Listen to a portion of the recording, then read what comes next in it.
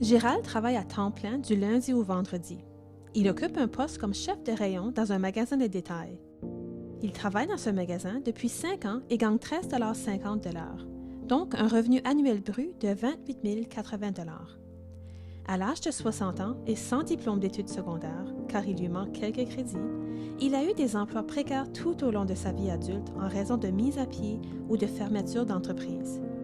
Bien qu'il travaille 44 heures, il ne se fait payer que pour 40 de ses heures, puisque l'entreprise ne paye aucune de ses pauses.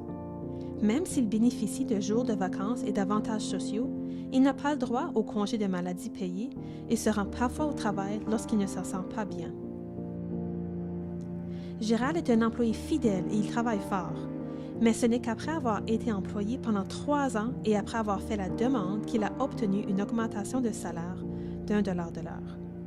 Une année plus tard, on lui a accordé une autre augmentation de 1 $ de l'heure après qu'il en ait fait la demande. L'entreprise ne dispose pas de système de rémunération basé sur la performance et le nombre d'années au sein de l'entreprise.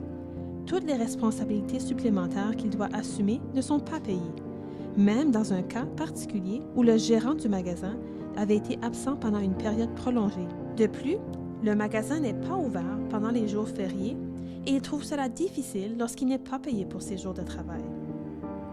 Il s'agit de la fête de la Reine, le lundi de Pâques et le lendemain de Noël. Il vit d'une paie à l'autre et malheureusement, il est encore loin de pouvoir prendre sa retraite. Comment la situation de Gérald changerait-elle avec des congés de maladie payés, 15 $ de l'heure et l'indexation?